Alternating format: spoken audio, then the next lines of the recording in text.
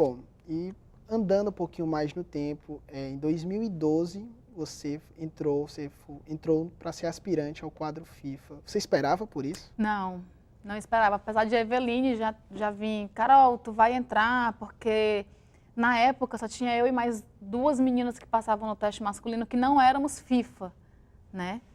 Éramos do quadro só nacional. E ela vinha dizendo, tu vai entrar como aspirante, tu vai entrar como aspirante, e eu não acreditava naquilo, né? E quando eu recebi a notícia, foi exatamente a Eveline que me deu essa notícia. Ela viu no site da CBF, não foi a federação que me deu essa notícia, foi uma grande amiga que na época ainda era árbitra, né? Então, tremi na base também, passei 3 dias sem dormir, porque eu não acreditei realmente. Mas quando caiu a ficha, aí eu, nossa, tô lá, vamos que na época a única nordestina que era a aspirante à FIFA, e vamos representar esse Nordeste em frente. E o que mudou? Você passou a se dedicar mais depois disso? Eu já me dedicava bastante. E com isso, passei a fazer dietas para não engordar, passei a ter acompanhamento com psicólogos, né? E realmente o estudo da regra ele passa a ser mais enfatizado, porque tu não pode errar. A partir dali, tu é aspirante, tu é um quadro acima dos nacionais. Então, tu não pode errar hipótese nenhuma. Então, eu passei a me dedicar praticamente 100% à arbitragem.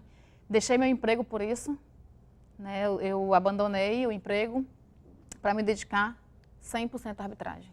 Você se considera uma referência por conta disso, dessa responsabilidade? Sim, eu me considero uma referência não para as meninas de fora, mas para as meninas que estão começando agora, né? No ano de 2015, tivemos 5 meninas no curso de arbitragem e eu me vejo como uma referência para elas. Para estar no futebol, você começa gostando de algum clube?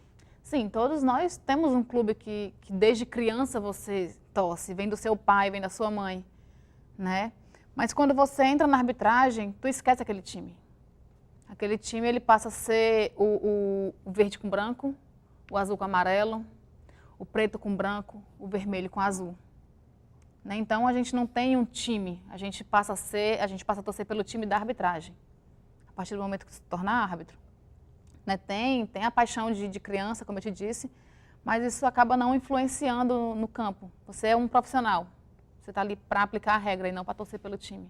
Isso acaba também, por mais que você não revele os times que a gente torce, é um pouco perigoso, né? Quando a gente estava conversando em off, você explicando as ameaças que você sofre por isso. Sim, eu já fiz alguns jogos onde eu recebi ameaças de torcedores, né? E o que eu fiquei mais impressionada foi de uma mulher vir fazer isso. Uma mulher ameaçar pelo Facebook, pela rede social. Né? Hoje em dia a CBF meio que pede para a gente não ter rede social, para exatamente evitar essas coisas. Mas eu tenho a minha rede social ainda porque eu trabalho com ela. Né? Eu tenho a minha confeitaria e eu preciso da rede social para divulgar a minha confeitaria. Mas a CBF pede que a gente tenha bastante cuidado com isso. Né? Evitar fotos, certos tipos de fotos. Se você for bloquear aquele álbum. Então, tem certas restrições para você ter a rede social.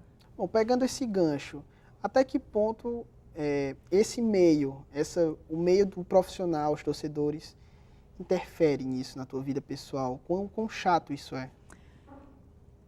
Chega uma época que tu fica com medo de sair, né? Depois que eu fiz o clássico, foi o tempo que eu mais recebi pressão. Né? Eu saí de casa, às vezes, com medo de represália de torcida, né? De sair de casa para vir para a faculdade e ter um torcedor na rua e vir ameaçar, vir bater, porque a gente nunca sabe o que nos espera na rua. Né? Então, eu tinha um certo receio de sair de casa. Isso, o profissional acaba atrapalhando na minha vida pessoal. Mas eu sou bem atrevida e vem embora. Se vier um doido aí, eu sou mais doida do que ele. Então, a gente acaba aprendendo a lidar com isso. Bom, você ensina na rede pública educação física, não é isso? Como foi isso? Como foi que isso entrou na tua vida? Na verdade, eu tenho uma empresa de ginástica laboral, né? Que foi o que eu te falei. Eu tive que deixar a empresa, tive que deixar a rede pública para me dedicar 100% à arbitragem. Mas eu adorava os meus alunos. Nossa, eles tinham assim como a estrela da escola, né? Ah, a tia aparece na televisão. Digo, gente, calma, menos. Mas os meninos eram uns amores. Eu gostava de brincar com eles, que eu dizia, eu ganho pouco, mas eu me divirto pra caramba com eles. Né? E eu senti muito quando eu tive que deixar a escola e quando eu tive que deixar a minha própria empresa para poder me dedicar 100% à arbitragem. Mas, graças a Deus, eu colhi frutos. Hoje em dia eu fiz vários jogos importantes, fiz vários jogos da Série A do Brasileirão.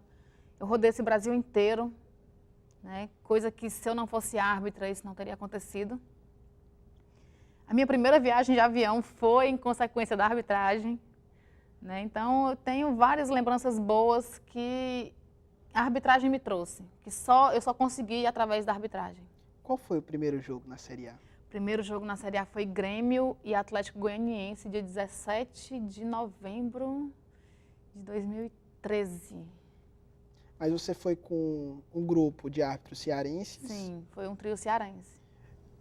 Mas você já teve contato com outros árbitros de outros? Sim, os outros jogos, nem sempre você sai com um trio cearense, né? Geralmente vai só você, ou então vai você e outro assistente, mas nem sempre a gente dá essa sorte de sair o trio cearense. Né? E eu conheci muita gente Brasil afora, conheci várias pessoas bacanas. Essa é a parte boa da arbitragem, como eu te disse. Né? Conhecer o Brasil, conhecer pessoas novas, que eu adoro conhecer pessoas novas. Eu acho que eu não nasci para estar num canto só, nasci para estar perambulando pelo meio do mundo. Né? E eu gosto disso. Bom, Carolina, como a gente falou no comecinho do quadro, você agora faz atletismo, é uma paixão. Como foi que isso entrou na sua vida? Então, Soninha, que me viu fazendo o teste físico aqui na Unifor, e nesse dia eu tinha reprovado no teste físico porque puxaram um fio e a gente acabou ficando sem áudio. E ela chegou e disse, tu quer treinar aqui na Unifor comigo? Eu disse, poxa, posso vir? Ela pode. Então a grande culpada por esse amor pelo atletismo é a Soninha, que é treinadora aqui da Unifor. Quem era a Carolina Romagnoli antes da arbitragem e a que hoje é a aspirante ao quadro FIFA? Eu era uma menina bem moleca, aprontava pra caramba na escola, em casa, na rua. Só gostava de brincar com coisas de menino, né? Mas depois da arbitragem, depois da responsabilidade da arbitragem, eu passei a ser bem mais criteriosa com as minhas coisas, bem mais responsável. A gente brinca que a gente tem o horário FIFA. Né? O horário FIFA, se está marcado para 3 horas, é 3 horas. Né? Isso a gente aprende nos cursos. Se tu chega lá 3:01, tu já não assiste mais aquela aula do curso. Né? Então, eu aprendi a ser bem pontual nos meus horários com isso. E muitas vezes eu me irrito quando alguém marca alguma coisa comigo. Ah, vamos marcar tal hora. A gente geralmente chega 2 horas antes no jogo. O jogo está marcado para as 3, chega 1. Então, isso já é imposto pela CBF, imposto pela FIFA. Então, isso me ajudou a eu planejar os meus horários, eu ser mais responsável. Então, a Carolina de hoje é uma Carolina bem mais evoluída, bem mais centrada nas coisas. E pensando no futuro, o que é que você planeja? Se eu não chegar à FIFA, eu planejo ser uma boa jornalista, né, uma boa comentarista de arbitragem. E eu espero trabalhar na TV, porque eu adoro a TV, eu acho muito bacana você estar na frente das câmeras. Né? Então, eu amo isso. Carolina, uma verdade ou uma mentira no futebol? Uma verdade, as mulheres que estão no futebol, elas estão porque elas gostam, né? Elas estão porque elas amam fazer aquilo. Nenhuma árbitra de futebol está ali porque quer aparecer, porque quer mídia, não. Ela está ali porque ela realmente gosta de fazer aquilo. E uma mentira, o que eu posso te dizer? Uma mentira, a gente como os torcedores dizem, errou porque quis. Não, a gente não erra porque quer.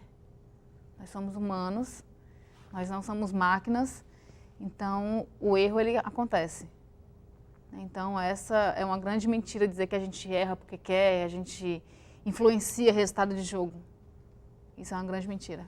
Bom, então é isso, Carolina. Muito obrigado pela sua participação aqui no perfil do Unifor Esporte. Muito obrigada e eu que agradeço o convite de vocês.